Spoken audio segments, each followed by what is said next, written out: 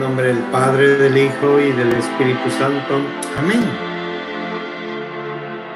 Estamos en la tercera semana del tiempo de Cuaresma y cómo es su vida, cómo van caminando en las cosas de Dios, cómo identifican ustedes la presencia de Dios cada día más fuerte en este tiempo de Cuaresma. Es un encuentro con Él. De la segunda carta del libro de los Reyes, capítulo 5, versículos del 1 al 15. No hay Dios en toda la tierra más grande que el de Israel.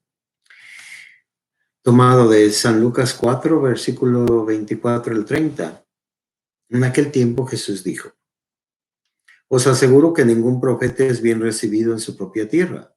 Verdaderamente había muchas viudas en Israel en tiempos del profeta Elías.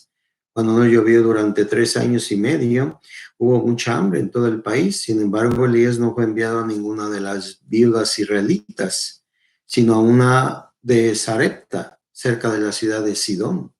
También había en Israel muchos enfermos de lepra en tiempos del profeta Eliseo, pero ninguno de ellos fue sanado, sino Naamán, que era de Siria.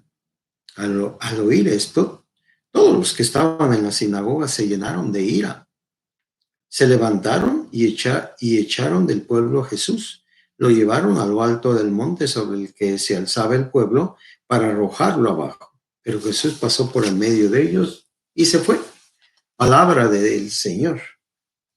El relato sobre Naamán, curado de la lepra en las aguas del Jordán, nos invita a meditar sobre nuestro propio bautismo. Por él hemos sido salvados y agregados al pueblo de Dios. El relato nos habla también de Dios y de su amor a todos los hombres, incluidos los paganos. Es una parábola sobre la universalidad de la salvación. Por eso es un anticipo del Evangelio de Jesús. Cuando Jesús volvió a su aldea, meditarles un momento sobre el relato de este hombre, Naamán, de este soldado que era sirio, tiene la lepra y le aconsejan que vaya a ver al profeta Eliseo. Y entonces el profeta ni siquiera lo quiere recibir, no lo recibe y le dice: corre y díganle que se lave 7 veces. Y entonces él recibe el mensaje de sus siervos y ni siquiera salió a saludarme. Y yo tengo mejores ríos que los de este país, dice, y a falta por eso me voy a aliviar de la lepra. Se va bien enojado. Y entonces los trabajadores, los siervos de él, dicen: Señor, ¿qué va a perder usted? ¿Qué le cuesta ir al río y sumergirse 7 veces? Y lo motivan y hay una persuasión y él va y se sana. La fe, ¿verdad? Que otra persona puede transmitir a otra persona. Hacer lo que el profeta dice. Hacer lo que el profeta dice, lo que Dios dice. En la lectura, cuando Jesús volvió a su aldea de Nazaret, sus vecinos le pidieron que hiciera algún milagro, como lo había realizado en Cafarnaúm. Le exigían milagros útiles como curaciones de enfermos. La frase "médico, cúrate a ti mismo" podía ser un refrán popular, pero aquel día Jesús debió de oírla más de una vez, porque además de no satisfacer las expectativas de sus vecinos, le habían anunciado un Dios atento a las necesidades de los extranjeros, y sus vecinos no estaban dispuestos a tolerar su aparente indiferencia hacia su pueblo ni su excesiva condescendencia con los extranjeros. Meditemos. Jesús se presentaba como los profetas Elías y Eliseo, que habían hecho presente a Dios entre los paganos. Por todo ello, no fue bien recibido por su pueblo. Ningún profeta es bien recibido en su propia tierra. Jesús no es uno más de los antiguos profetas. Él es el mensajero y el mensaje. En sus gestos y palabras se revela la misericordia de Dios y su amor universal. Ningún profeta es bien recibido en su propia tierra. Cuando el Señor es rechazado por nosotros, algo se quiebra en su corazón, pero es mucho más lo que perdemos los que rechazamos su mensaje y preferimos la comodidad y la rutina de nuestra pereza. Ningún profeta es bien recibido en su propia tierra. Decimos conocerlo bien, pero ignoramos el bien y la salvación que nos ofrece. ¿También nosotros hemos decidido eliminarlo de nuestra vida? Pensemos, no nada más nosotros.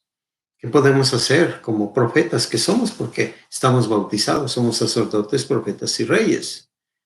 Entonces, ¿qué podemos hacer por todas estas personas que lo han eliminado de su vida, lo han sacado de su vida? ¿Qué podemos hacer? Porque nosotros tenemos esas experiencias un poquito singulares, que sentimos el rechazo de nuestros hijos, no nos hacen caso, lo que uno les propone, no. Hay veces la esposa o el esposo no hacen caso, les habla uno de conversión, de cambiar, de hacer estas cosas, no hacen caso. Hay un rechazo constante. Lo mismo que experimentó Jesús. Así nosotros, ¿verdad? Rechazamos a Jesús. Jesús nos dice aquí,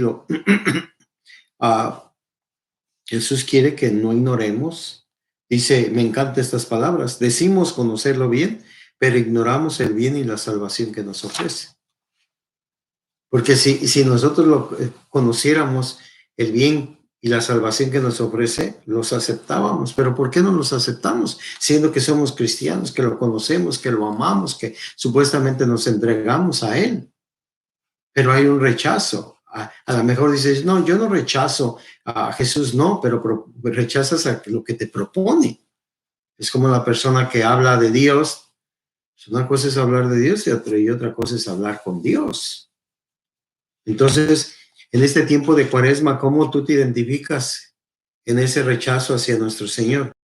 ¿Qué cosas rechazas de nuestro Señor? ¿Qué cosas no estás de acuerdo de nuestro Señor?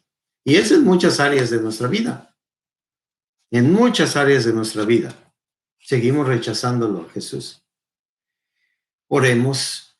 Señor Jesús, te acogemos como el profeta definitivo y como el único Mesías verdadero. No queremos presumir de conocerte bien. Ayúdanos a escuchar tu palabra y a seguir tus pasos. En ti acogemos la salvación de Dios. Amén. Contemplemos. Hoy contemplamos a Jesús en la sinagoga de Nazaret. Allí había orado y escuchado los textos sagrados durante años. Ahí quiso explicar unas palabras del libro de Isaías que prometían un año de gracia para su pueblo y la venganza contra los enemigos. Jesús anunciaba un Dios que extendía la gracia también hacia los enemigos, y eso subyugó a las gentes de su pueblo. Hoy contemplamos la misericordia de Dios y pedimos perdón por imaginarnos un Dios a la medida de nuestras expectativas o de nuestros egoísmos. Verdaderamente Dios ha venido a salvar a la humanidad. No porque seamos católicos nos vamos a salvar. No porque veamos a otros grupos religiosos, otras religiones, incluso personas que no practican la fe, van a ser condenados. Nosotros no condenamos a nadie. Es una bendición la salvación de una persona, de la humanidad. Y eso es lo que nosotros tenemos que estar siempre intercediendo, la salvación de todos. Porque Jesús es para todos. Jesús se murió por todos, principalmente los que lo aceptan y lo acogen como un camino de verdad. Revisemos entonces en este día de acción qué tenemos que hacer, los prejuicios con los que calificamos a gentes de otros países y de otras religiones, de otros grupos sociales y de otras formas de pensar. Veamos cómo nos sentimos ante los prejuicios que los demás alimentan sobre nosotros. ¿Qué pensamos de este problema tan grave que existe actualmente en este país de los Estados Unidos, de la separación, de verdaderamente dividir y polarizar un país? ¿O qué piensas de tu país, de México, con la actitud de los gobernantes, de estar diciendo esto, que estos son los malos y que yo soy bueno? Eso, ¿cómo tú te ves como cristiano ante esos escenarios y cómo tú actúas como cristiano? Nomás, los puntos de referencia que yo les doy no son para criticarlos, es para decir, Dios mío, eso yo no voy a entrar en ese juego.